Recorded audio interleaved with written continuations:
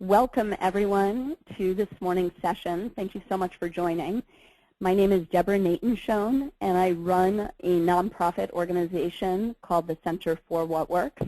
I'm speaking to you today from Chicago, a pretty cold, snowy Chicago, and I know that many of you are probably in slightly warmer environs.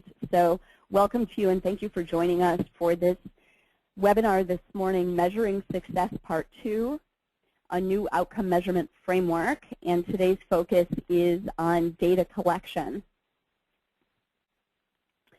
For just a moment, I want to speak briefly about the Center for What Works and who we are. We were founded in 1994, and What Works is, as I mentioned, a nonprofit dedicated to building performance measurement capacity and developing a common language for the social sector, defined by foundations and nonprofits, to benchmark results, learn, and improve. We're a research-based nonprofit, and since 2004, we have extensively partnered with the Urban Institute, a nonpartisan public policy think tank in Washington, D.C., with the goal of providing the first sector-wide frameworks for nonprofit program outcomes and indicators of success. So building upon our roots in research, we also have extensive practical expertise and have worked with hundreds of nonprofits. Our goal then is to put our practical expertise to best use by providing nonprofits and foundations with tools that are easily implemented, as well as resource sensitive and meeting specific needs. So without further ado, let's jump into today's specific objectives. So hopefully the majority of you participated on the January webinar call. And for those of you who did not participate or receive a recording of the January webinar, please, after this presentation today, please contact the Community Foundation for the link to the recorded session. You're going to want to view that with all the key stakeholders of your organization to make sure that you're on track with what to do in preparation for the March grant applications.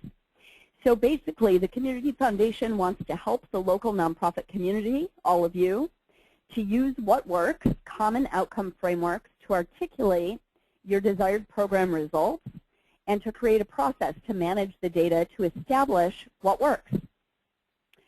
We have 5 key objectives today: to review why this is important, to understand steps to successful benchmarking, to learn about data collection methods and uses, to introduce data reporting, and then to move toward implementation.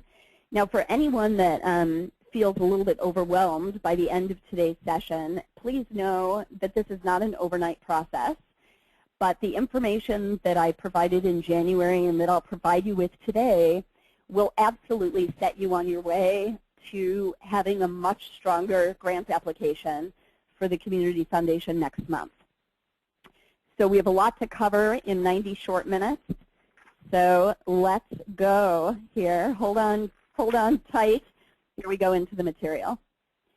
So objective number 1, why this is important. In the seminal book, Reinventing Government, it clearly states, what gets measured gets done. If you don't measure results, you can't tell success from failure. If you can't recognize failure, you can't correct it. If you can't see success, you can't reward it. And also, if you can't see success, you can't learn from it. So this whole process is first and foremost about internal learning, and from that learning, program improvement. Now, of course, even though the long-term goal of this work is to improve your internal management and program delivery, in the short term, of course, for March and the March Community Foundation deadline, the use of the outcome portal that we discussed in January is strongly encouraged and will favorably factor into the application review. In the future, this type of process may become a requirement. And I want to go over here based on some of the new requirements for this March deadline, will be a requirement about the final evaluation report. And the Community Foundation is going to ask the following questions. And the more that you are prepared to answer these questions at the end of the grant cycle, the better prepared you'll be throughout your grant cycle, presuming that you are able to receive a grant. So let's go through these really briefly. List the intended program goals and outcomes originally submitted on the grant application. So of course the January session should have been able to set you well on your way toward doing that. To what extent were the original goal and outcomes of the proposal realized? Now in order to know that, you'll need to be able to collect data throughout the grant cycle process, and that's what today's webinar is about. Thirdly, if your organization did not meet the original goal and outcomes, please explain why. So again, in today's webinar, we're going to be discussing a communication process to help you understand why certain goals are met and why other targets may be missed. Next, what are the most important results of the program? So this is wonderful. As soon as you have a data collection and reporting process, you should be able to prioritize which results have been key to the success of your program. And finally, what was the impact on the Shreveport-Bossier area? Now this is something that you're going to need to extrapolate through the data reporting to be able to draw conclusions from. Let's move into objective number 2, steps to successful benchmarking. Now again, ideally, all of you on this call attended the January webinar or at least listened to the recording. If you haven't, you'll still be able to, to sort of glean some learnings from today's webinar, but I strongly recommend that you go back and make sure you contact the Community Foundation to get a copy of that. So the homework from the January webinar in preparation for today was to review the What Works Outcome Portal tools, to find relevant outcomes and indicators for your program using the Outcomes Framework browser, which is one of the 2 tools. Then to use the Impact Measurement Generator, which is the second tool, to develop a shared framework for your programs and to print a final version of that, and to discuss that with your senior staff board and any other key stakeholders, and to also begin to use it to gain buy-in from line staff. Now that's an awfully big process, and you've only had about a month since the January session. So for those of you who have even completed some of these, you're well on your way to the grant application process and to the next part. Now what I'd recommend at this point is for those of you that had logged in and you saw under the materials access to the dashboard worksheet, you want to go ahead and print that at this point to have it in front of you. Now, for those of you that didn't print it ahead of time, if you open your control panel and you look at the little part that says Materials, you should see there a link to a PDF copy of the dashboard worksheet. And hopefully you'll be able to open that and have it in front of you. If not, please don't worry about it. I'm going to go through it, and you can always print it out afterwards. And I'll also send a follow-up email that has the information in it. So let's go over then the steps to successful benchmarking. Now the first 3 steps, again, if you completed the homework from January, the good news is that you've already completed then 3 of 7 steps. So the first one is to identify your mission, objectives, and clients. Now this may very well be for the one program area that you are going for funding for from the Community Foundation. It may not necessarily be for your organization or agency as a whole. Secondly, you want to identify the results or outcomes that that program is seeking. And again, this is from the Outcomes Portal tools. And thirdly, again from the Outcomes Portal tools, select specific indicators for measuring each outcome. Now the next 4 steps are what we're going to be focused on today. Identify appropriate data sources for each indicator and how to collect this information. Develop an analysis plan, including presentation formats. Okay, number 6 here. Share data with key stakeholders. And number 7, use the information to make changes or improvements. Now, of course, sharing the data that results and using the information to make changes or improvements, toward the end of the webinar, I'll be offering some suggestions on how to do this. But clearly, you know, there's suggestions for the future because you don't necessarily have any data yet. So just another quick reminder for those of you who may need a refresher about the January webinar and the measurement framework that we identified. We were taking this great leap forward toward impact, or the mission of your specific program.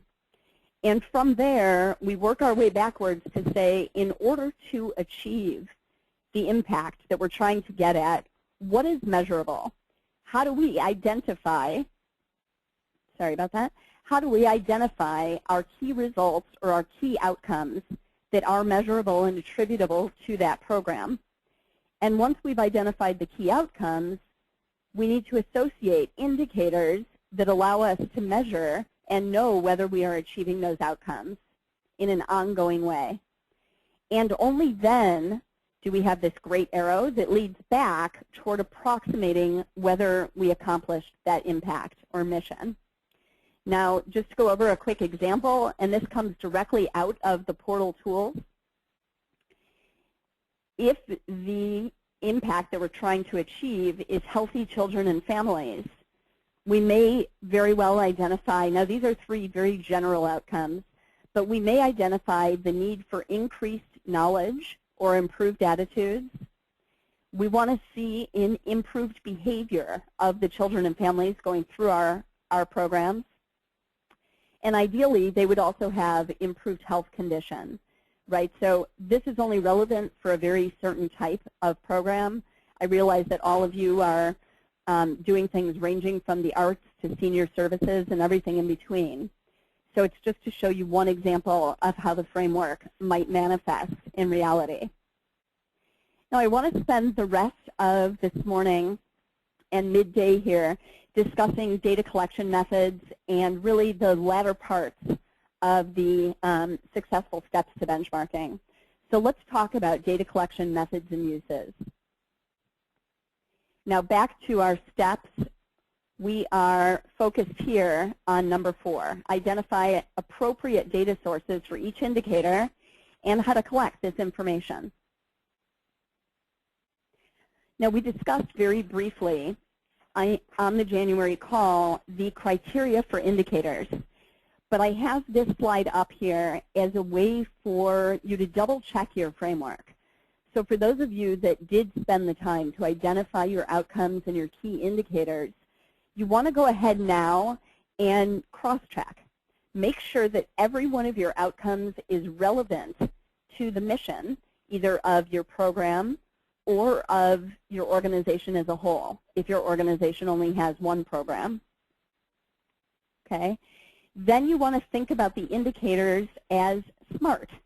And of course, this acronym is very popularly used, and we didn't come up with it at the Center for What Works, but we find that it's a really brilliant framework where you want to check each of your indicators, and your indicators are the quantifiable ways that you're measuring toward your outcomes. You want to make sure that they're specific, measurable, attainable, results-oriented, and time-bound. And just briefly, I want to remind you about the last 3 here. Now, it's easy to some extent to come up with a set of indicators that sound terrific, but the devil's in the details. So when you start to actually attempt to collect data, it becomes really challenging. So you want to make sure that each of your indicators is realistic, given your organizational capabilities. Now, if you only have one person on staff that's going to be collecting the data, the last thing you want to do is identify 20 different indicators, right? Because it will very quickly become overwhelming. So ideally, our recommendation, regardless of organization size, but for those of you that are putting a measurement framework into place for the first time, we strongly recommend that you don't have any more then between 1 and 3 indicators per outcome. Because, again, otherwise it very quickly becomes unwieldy. Results-oriented, you want to double-check and read over your indicators. Make sure that they're each focused on an outcome rather than the method by which you get there. So an example of that is, rather than saying, you know, we're going to offer classes, right? You want to make sure that you're actually talking about the skills gained in those classes rather than just the activity or the method of actually offering classes. So try to be focused on that you're talking about the result of an action or the result of a method rather than the method. And when we get into the method, that's where you're coming up with a whole work plan or action plan, you know, with timelines and all of those things. But for now, we're staying at a higher level where we're talking about the ultimate results that you hope to achieve through your activities. And finally, time-bound. This will differ for every single one of your programs, and it just depends. So for those of you, for example, offering after-school youth programs, the time frame for many of your metrics is probably going to be either each semester, if you're looking for academic outcomes, where you're collecting report cards or attendance results. For those of you doing performing arts programs, your time frame for certain indicators may be on a seasonal basis, or perhaps you have certain indicators on a per performance basis, right? So every time you have a theatrical performance or a music performance, you may want to measure certain things around that. For others of you that are looking at you know, senior care or workforce development, there may be something that you can measure on a monthly basis or a quarterly basis. So what you want to just do is look over your indicators and think about what is the time frame that makes sense for us to collect and report data. Okay. From there, we jump into how do we collect that data? What are some data collection strategies? Now, ideally, you actually already have some data collected, and it's just not necessarily organized into an overarching measurement framework. And what this looks like is either program or agency records or data that you collect through trained observation. Now, what this means is program or agency records may look like school attendance records.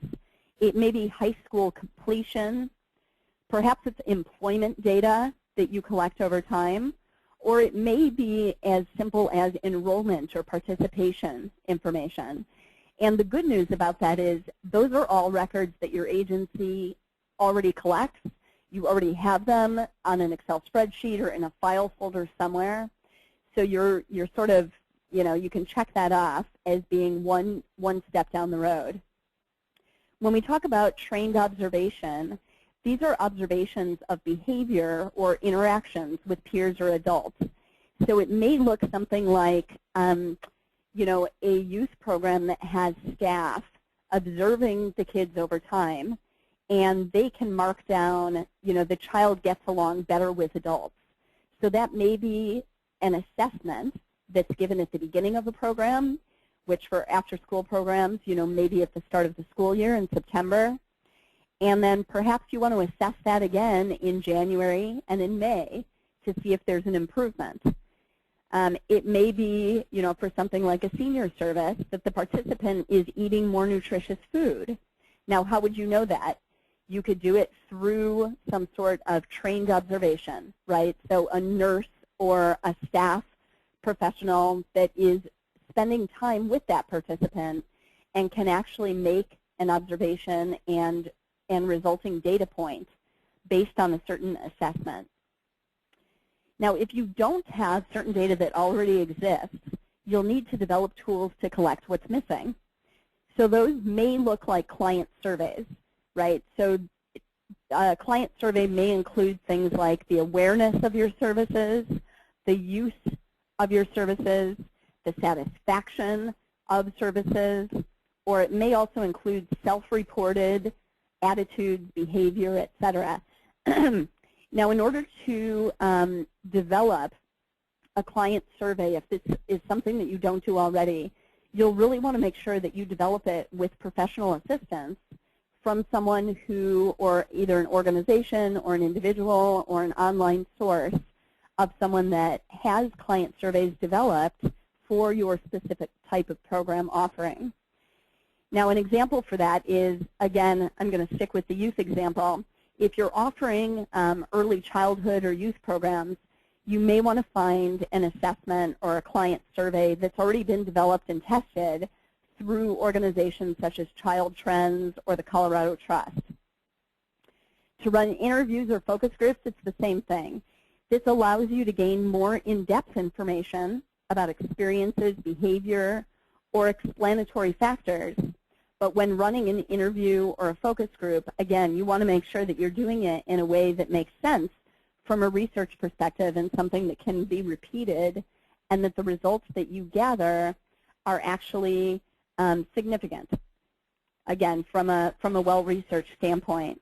So for that, there are several online resources, and over time, the Community Foundation may be able to put you in touch with a set of resources for your programs. Now, these 4 options have pros and cons. Excuse me, I had a slight cold. And I'm going to show you just a short comparison of these data collection options so you can see which ones may make sense for you. Now, clearly, there are cost differences. There's a difference in the amount of training needed to collect data in these various ways.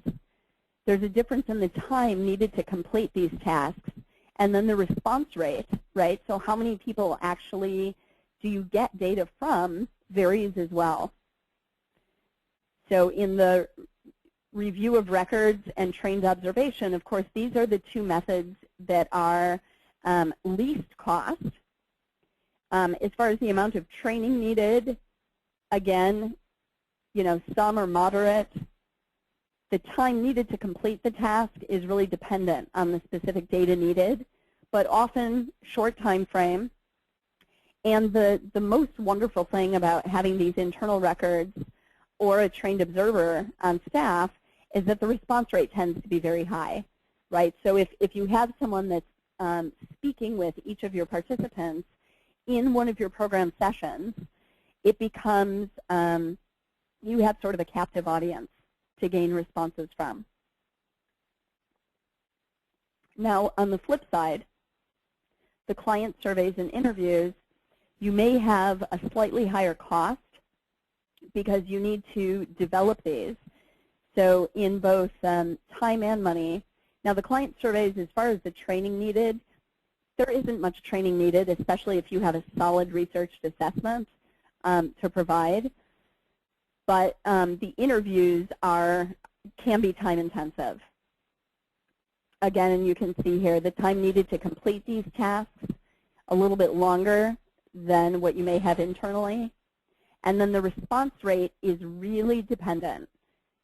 Sorry about that. Is very dependent on how well the client survey or the interview session is promoted and how much follow-up there is. Now, as far as analysis and use of data, this is really just an introduction to this.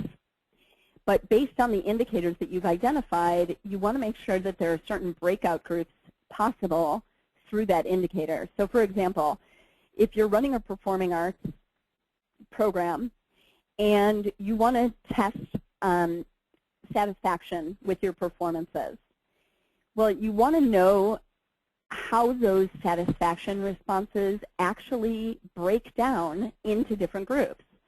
So, for example, is it just older people that rated very high on satisfaction, or is it just younger people that really enjoyed a certain performance? What's the race or ethnicity of the participants, and how do you correlate that, again, using the example of satisfaction? And if it's something like a workforce development training or another type of skill building, what are the number of hours that the person participated in the program to allow them to have a certain set of skills gained or a certain level of satisfaction? So these are different breakout groups that you are likely to want to be able to slice and dice data according to. Now, as far as using the data, again, and I mentioned this, you'll want to be able to compare different groups of students, for example. You'll want to identify good practices and improve program quality based on that data. And, of course, for this specific webinar, you'll want to be able to report the information to current or potential funders. Okay, moving on from here.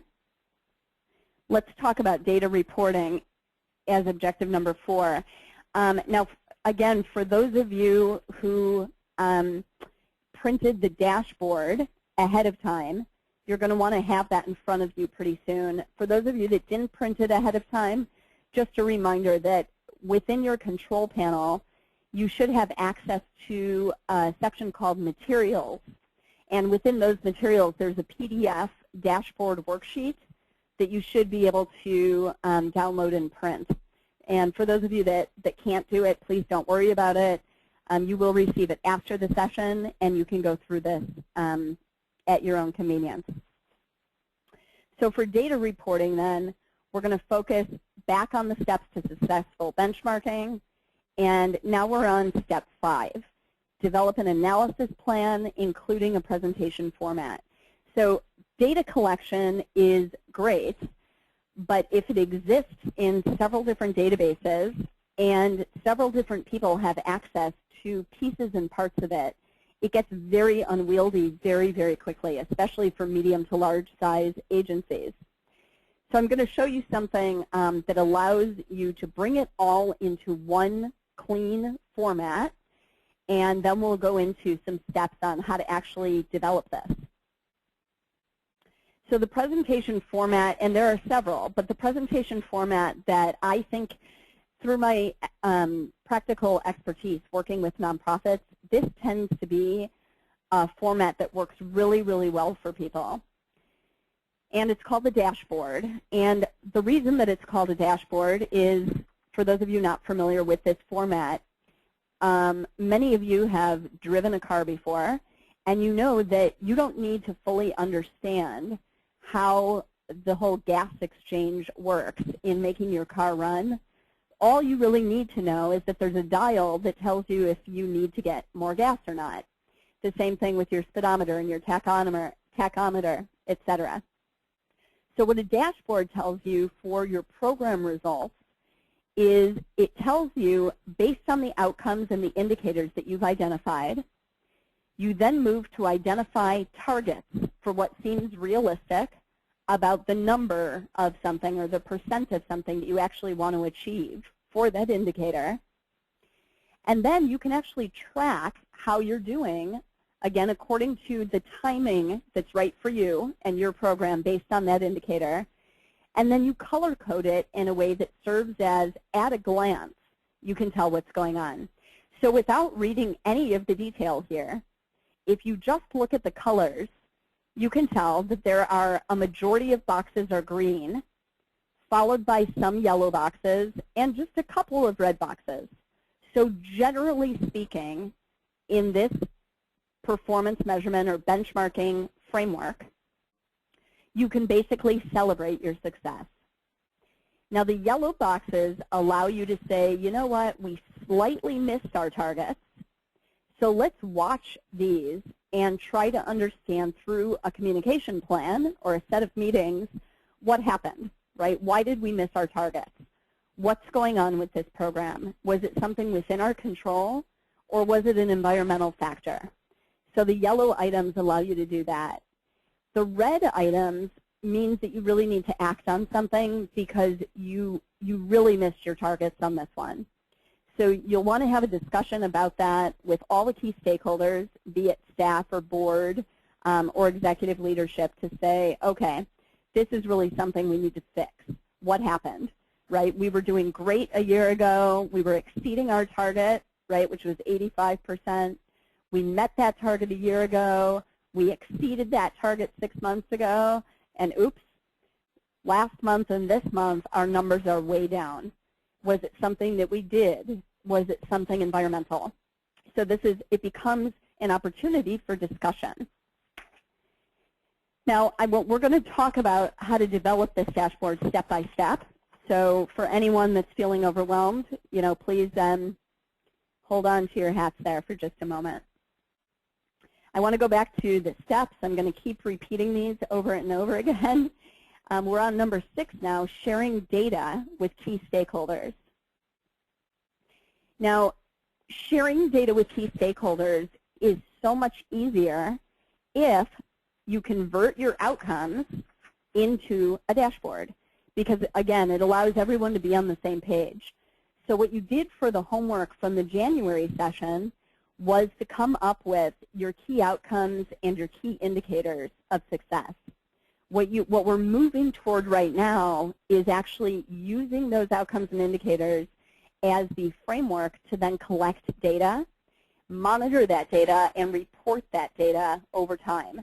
And again, back to my introduction, ideally long-term, this is for your own internal agency improvement of various programs. In the short term, you're going to need to present the resulting data to the Community Foundation. So let's talk about these step by step. You'll draft your framework with the initial indicators, and then we talk about managing the measures. So that means assigning tasks. So who's actually going to collect each data point? Is it Rachel? Is it John, etc.? And then you'll want to report out successes and discuss missed goals to improve. So that's where we get into the color coding. From there, you'll want to make sure that you have departmental meetings set up so there's an open feedback channel to gain widespread acceptance of what's happening, what worked, what isn't working, etc. You may want to, at some point down the line, have some sort of brief member or client survey to say, we're collecting data in a different way than we have in the past. Is this working for you? What's happening with the process? And finally, this whole performance measurement and management process is an iterative process. And what that means is you may need additional drafts for feedback and finalization before you actually fully implement this, right? If this is new, if performance measurement is new to your agency, it's not going to be perfect overnight. So I encourage you, that doesn't mean you shouldn't do it. It just means that you'll need to have a clear communication channel to be able to make changes over time. Now, many of you may be familiar with Jim Collins and his monograph, Good to Great in the Social Sectors. If you're not familiar with it, much of the information in my presentation kind of builds off of the work that he did. For those of you who are at agencies that are really dedicated to doing this well and having it be a full change process, I highly recommend it. It's about less than 30 pages and less than $8 on Amazon. But he wrote in that monograph, what matters is that you rigorously assemble evidence, quantitative or qualitative, to track your progress. So let's talk about what that means. Many of you have been collecting data for a long, long time, and this is really just an opportunity to have that data in a common format rather than in databases or spreadsheets or file folders that different people own and that are spread all over your agency or office. What many of you already have, if you've been collecting data over time, is you know what your baseline is. That's your organization's actual or current level of results for a particular performance indicator or measure. So for example, if you've been running a performing arts program for many, many years, and you know that the general satisfaction rate is 90% of your main series, well, that becomes your baseline. Sorry about that. That becomes your baseline measure. Similarly, if someone is running a workforce development program and you know that 75% of participants that complete your training actually get placed in jobs, then that percentage becomes your baseline. For those of you that will be collecting data for indicators for the first time. So maybe you've been collecting data, but through this process, you've identified some new indicators that you want to measure toward. Then you don't have baseline data to begin with. And for you, you're going to want to set targets. So these are the numbers that you're trying to reach within reason. So for example, if you've just for the first time launched a certain kind of skill building program, so perhaps it's teaching low-income residents how to cook so they can receive staff positions at local restaurants, right? And you want to know how many of your participants are going to gain enough skills to be placed in jobs by the end of your training program, but it's the first time that you're collecting data on that, or it's the first time that you're running the program, so you're really not sure. Setting a target is a process that should include as many people on your staff as possible so that you come up with a reasonable number. So you don't want to be overly conservative here, but you definitely don't want to be overly ambitious either, because the last thing you want to do is demotivate staff by having targets that are set too high. So you may say, you know what, this is a new program, we're really not sure. We think that at first our goal is to have 65% placement. And then you can see in the first year or the first period of time that you're running that program where you are, where you get to. And once you have real data, again, then you have a baseline. Now, there are future possibilities as well. If you have been collecting data over time and you know exactly what the best numbers have been over the last 5 years or over the last 3 years or over the last 3 to 5 sessions that you've run, then you may have a benchmark, which is a reference point where you say, you know what, our baseline number is 65%, but once we actually got up to 75%, and we know that that's our benchmark, right? That's eventually what the number that we really want to hit or exceed. Now, many of you hear the term best practice. I have it in italics here. I am not a fan of that terminology. And the reason that I'm not a fan of the terminology is simply because a best practice is something that occurs that seems to be the best process or the best indicator possible, but it's at a point in time. And the reason that I don't like using best practice is you may discover that you have a best practice of 75 or 80%, and you have a method of how you got to that number. And it becomes something that you want to strive for each year or each session. The problem is that if you use that as a best practice, you don't necessarily continue to innovate and come up with creative ways to exceed that best practice. So that's why I'm not a huge fan of the terminology, because I think that people get stuck thinking that something is a best practice when there may be a better way to do something. Now, what I'm going to do now is walk through a little bit of how to fill in this dashboard worksheet. Now, for those of you that weren't able to download it, again, please don't be concerned. It will be shared with you after the session. This is what it looks like for those of you that were able to download it, and some of you may have it in front of you. So the objective, again, of filling in the dashboard is to show you and your management team, your executive staff, and perhaps eventually you'll use it for external purposes as well. But this is really an internal management document to show you success at a glance. So I went over the key and how that works. And what we're going to talk about now is actually some tips for filling it in. So we have our measurement framework. And what we're going to talk about now is how to convert this framework from its current status out of our outcomes portal into a dashboard, which allows you to actually use it to collect and report data. Okay, so our mission or impact statement was healthy children and families.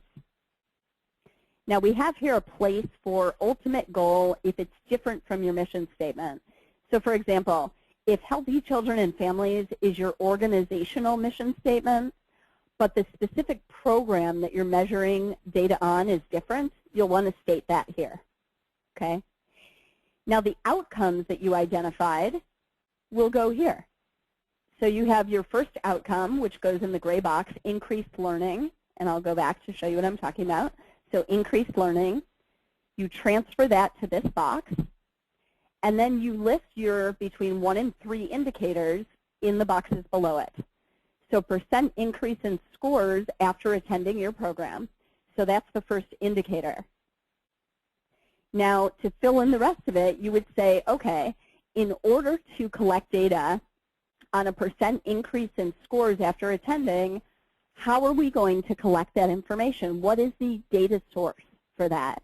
And it's going to be a certain test, right, for increased scores, or a certain type of assessment. So you'll want to list in this box exactly where that data point is coming from. You'll also want to list with a person's name, or it could be their position title if you have a lot of turnover, the person responsible for collecting and reporting the data onto the dashboard. In this case, it's Rachel. Now, we spoke about having realistic frequency. So how often is Rachel going to administer this test to participants and record the results? Okay? And in this case, the frequency is semi-annually. So she's going to do this twice a year. Okay? So this helps the staff and the agency, and Rachel in particular, be very, very clear about what needs to happen and when. The current baseline is 20%. So that's what's been achieved in the past. As a staff, you discuss that, you know what, we've been achieving 20%, but we changed some of our processes, and we really think that in the next year we'll be able to achieve a 25% increase in scores after attending our program. Okay, so that becomes the target, is 25%. And it turns out that when this information was recorded 6 months ago, guess what? We hit the target. It was 25%. So we mark that box in green because we hit our target. Now, if our actual data point was 20% or 18% or really anything less than 25% but close, we're going to mark it in yellow. If we way miss the target, and you decide as an agency, right, what percent missing a target gets red and which one gets yellow, and we typically use a 10% rule. So if it misses a target by 10%, it's yellow, and if it misses a target by more than 10%, it gets coded red. And that's how you start to code this, and you move on through the process with the remainder of your outcomes and the remainder of your indicators. Now, folks, what I'd like to do is anyone that is confused at this point, I want you to open your control panel and start to type in your questions, because I'd like to be able to address some of your questions before we complete today's session. We have about 30 minutes remaining. So for those of you who are feeling like you've been emailing on the side or not real sure what to do with this information, here we go. So this is my attempt at a distance to try to gain your attention and make sure that you're all still with me. Let's move from here into the final objective, toward implementation. So we see all these happy people, right, learning from the data that they've been collecting over time. Okay, and I see some questions coming in, and I'm going to get to those in just a moment.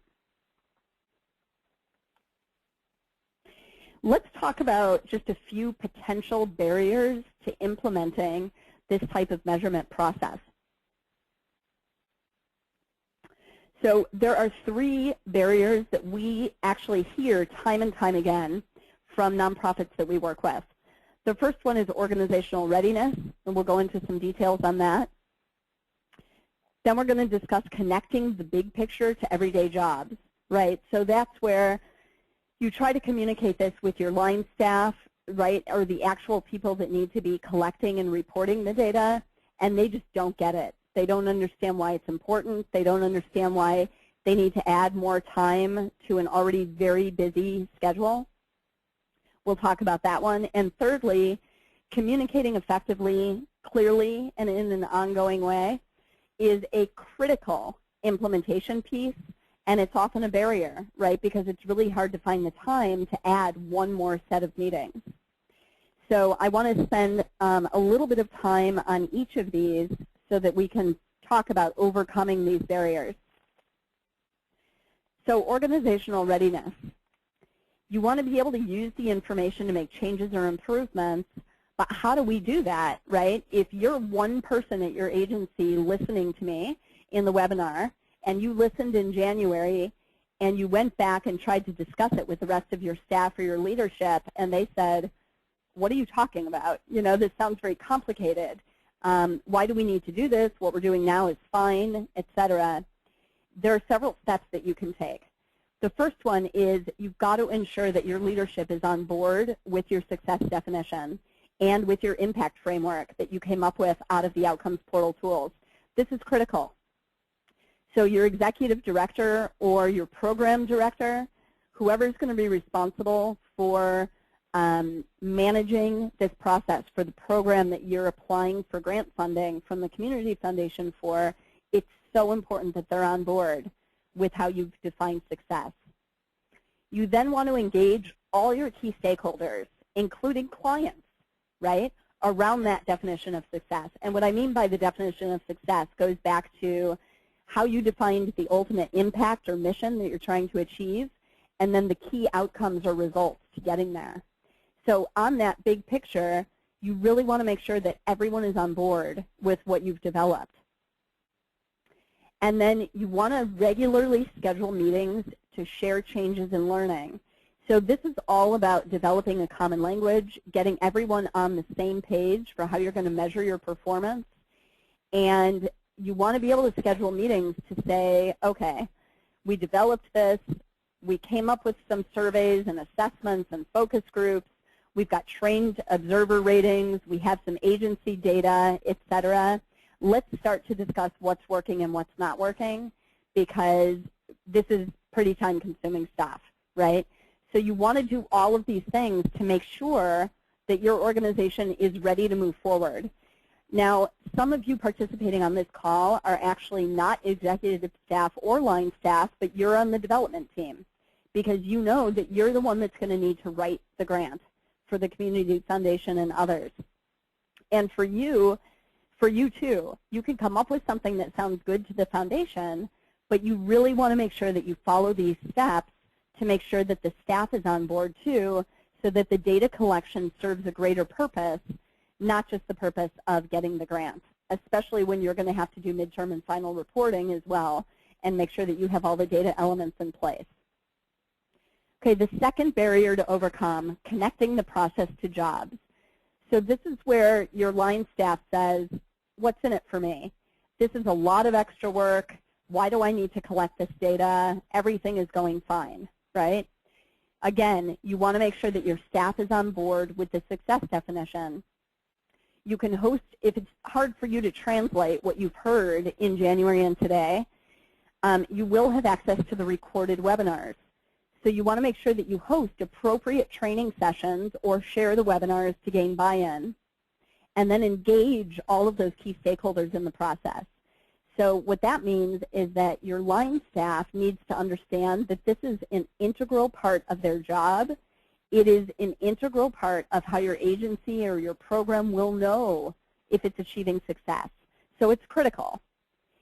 Within that, you want to make sure that the executive leadership understands that this is extra time and effort for your line staff.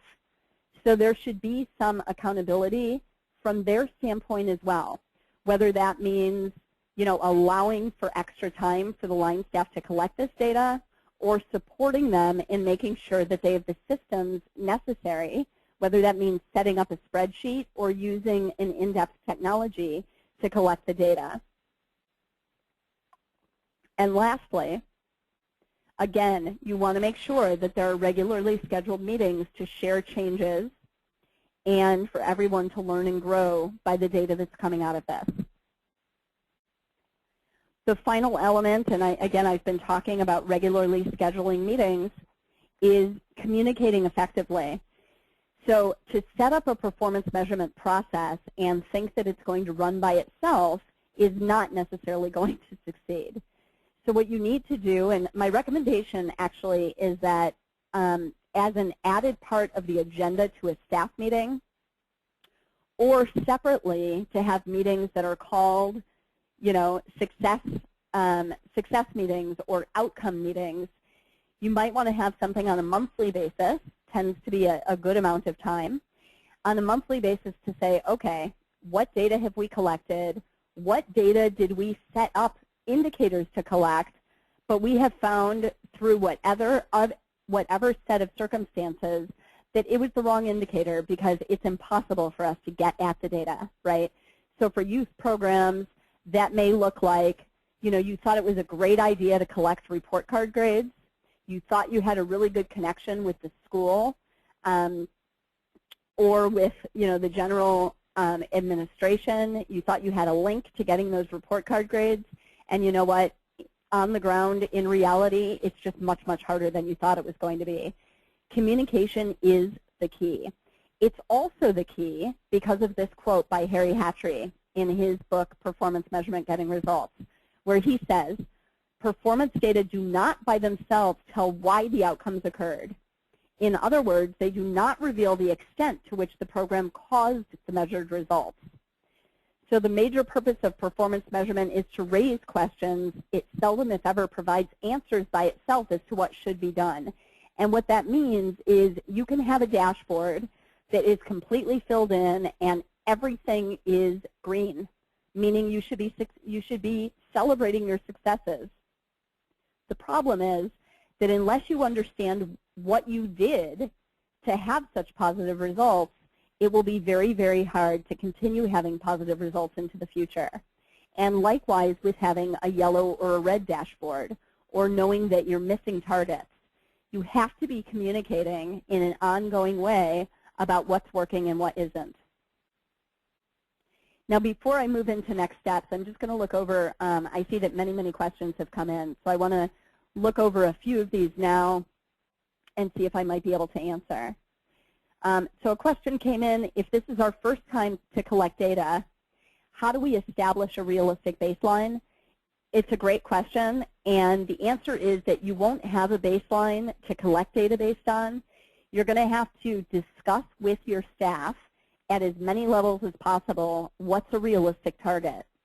So if you're working with a program that you really want to know what the satisfaction is to your services, you're going to have to say, you know, what's a realistic satisfaction rate? And frankly, in setting targets, let's say you're all feeling really great and you say, well, we think our programs are terrific, so we want to have 100% satisfaction. Someone in that conversation needs to say, you know what, 100% is really a huge goal and it's probably not going to be attainable because someone is going to go through our programs and just have a bad day. So why don't we ratchet that down a little bit and say, in our first year collecting data, let's try to go for an 85% satisfaction rate. And if we find over time in collecting data that we're hitting 100%, by all means, change your baseline on your dashboard to 100%. Now, a question came in along those lines on the baseline data. Are you able to help us individuals develop baseline data and surveys to support our outcomes, or can we refer out? You know, we're going to be having that conversation with the Community Foundation. There are a lot of great and free data sources. For those of you that will be developing surveys for the first time, there are free online ways to develop surveys if you and your clients have access to the internet.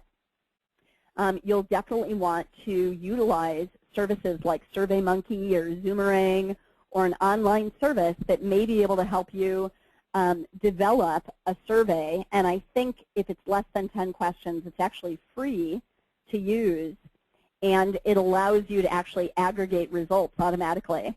So as far as other resources, it's a wonderful question, and I'll be discussing that with the Community Foundation afterwards to find out what resources they may be able to help you out with. And the last question is pretty long, so I'm going to, I think I'm going to answer that one at the end or offline. So let's move in right now to some next steps, and then I'll be accepting further questions. Next steps to make this real.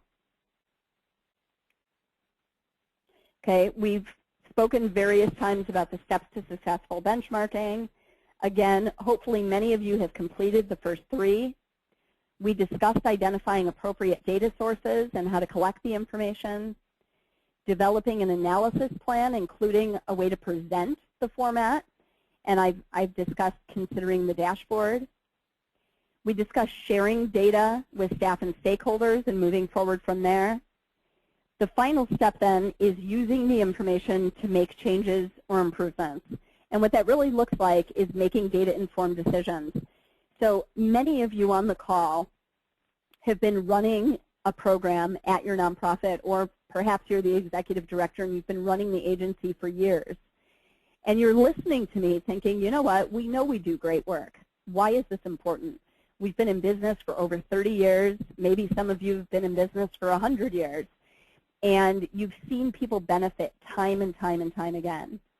The fact is that even though all of us have anecdotal stories to show our success, what the data presents us with is a way to gain clarity about which parts of our program, which pieces of what we do are more successful than others, so that we can learn from those results.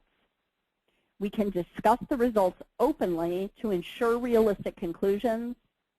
We have to accept change as a necessary process to improve, and then embrace that resulting clarity. And I want to give an example for this. We're currently working with a very large material goods and services provider, right? So they provide food and other material services to agencies that are like food pantries and soup kitchens and food shelters, et cetera. Now, they went through this whole process that I've discussed with you in the last month or so, and they actually realized through data collection that they were only achieving outcomes well for one of their many, many programs.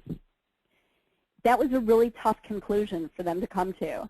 But what they've done, because they've gained clarity about what has been working and what hasn't been working, based on the resulting data and conversations, right? So this is not data alone. This is data and discussion. They've revamped their thinking, and they're now focusing on their core competencies of the programs that were working well more than ever. So folks, anecdotal stories are very important, and I strongly suggest that you continue to have testimonials of success. But knowledge about what's working in a systematic way through data is really powerful in combination with those stories. Some of the future goals of all of this work are as follows. So this is for those of you that don't have complete buy-in, right, to this process yet, or if you need to share why this is so important with others in your agency. Positive cultural shift towards systematic benefits to your target group, right? So this is what I was just discussing. You know that you have a certain set of target clients. You know that you have changed their lives in positive ways. You want to make sure that you're systematically benefiting them, not just benefiting the few. Better preparation for challenges and opportunities to thrive.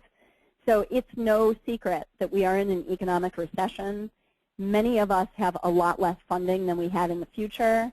Many of the funders that we're looking for funding from, their endowments have dropped as well. So they're not going to be able to make as many commitments to you. So you want to make sure that you are absolutely doing everything in your power to figure out what works well and improving whatever it is that isn't working well. That allows you to have increased focus and ideally improved resource allocation. So what that looks like, for those of you that may have a connection to your chief financial officer or the person running the budget for the program you're applying for, is to say, you know what, if you identify a set of indicators that you have to collect data for to know if you're succeeding, and you say, you know what, we've identified these indicators, but in order to collect data, we need more money, right? To hire a consultant, to write a set of surveys, to actually distribute surveys and figure out how to analyze results. You may need to move some resources into that process or into that program from somewhere else in your organization. So it really allows you to see what needs to happen in the future. Another goal is to increase your use of data. So knowledge of the trend data, right? So are we getting better over time? Or are we already so good that we're able to have a process in place where we're maintaining our positive results? From there, we want to be able to analyze what worked and change what didn't work.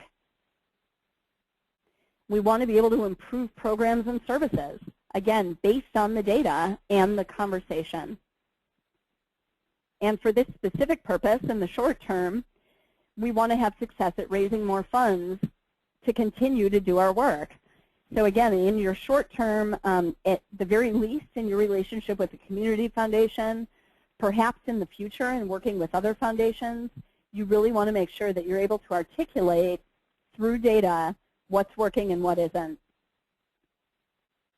Now I know that several more questions came in, and we're running ahead of schedule.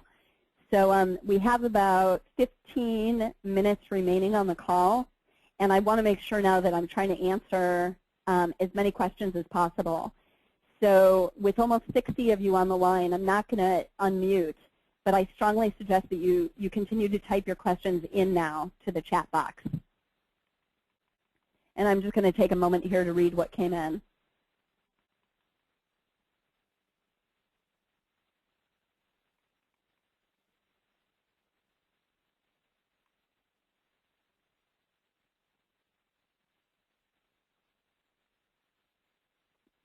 So there's a really great question that came in that I'm just going to read out loud. So our mission statement for our nonprofit encompasses a larger statement than the event we're requesting grant money for. When we submit our final grant application, can we refine the mission statement to reflect more about our event than our actual nonprofit mission and still be within the requirements to meet the grant application process? That's really a question for the Community Foundation. Based on my conversations with the Community Foundation, they are interested in you reporting in as honest a way as possible. So I think it makes sense to actually explore that question right there. It also makes a lot of sense if you remember the dashboard worksheet where I have kind of your overarching mission and then your goal if it's different, right, from your overarching mission. It gives you the opportunity to say, you know what, our overarching mission is X, but what we're really applying for grant funding for is a little bit different, right? It's Y. So we want to make sure that we're able to identify the right metrics or the right indicators toward that specific project. And I think that's absolutely valid.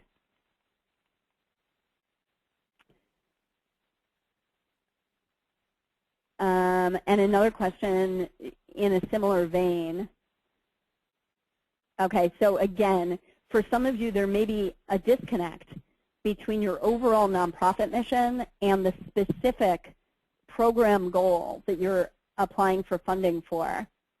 I think that it makes sense for you to communicate that in the narrative to the Community Foundation to explain it. So many of your missions, I'm trying to answer this question, many of your mission statements are much bigger, right, much more vague, perhaps they're lofty in a positive way, but much bigger than the specific program or specific project or capital campaign or whatever it may be that you're applying for funding for. That's valid. And you want to just find a way to identify that in your grant application. Okay, I'm just continuing to read your questions as they come in. So there was a question that came in, and I'm going to type the answers about the information about web-based sources that can assist with survey development. So I'm just going to type in 2 names here. Okay, and I think you can Google them, but I believe it's just SurveyMonkey and Zoomerang are the 2 that I mentioned. In addition, and I can ask Liz or Paul at the Community Foundation to communicate this with all of you.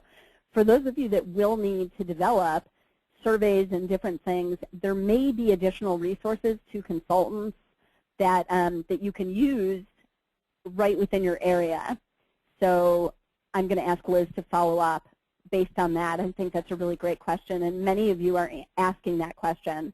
You know, if we need to develop surveys for the first time and we don't have the internal expertise, how do we do that? Great question about will the full presentation be available to include the January session? Yes, absolutely. I apologize for not stating that at the beginning. Both the recording and the PowerPoint slides will be available after the presentation.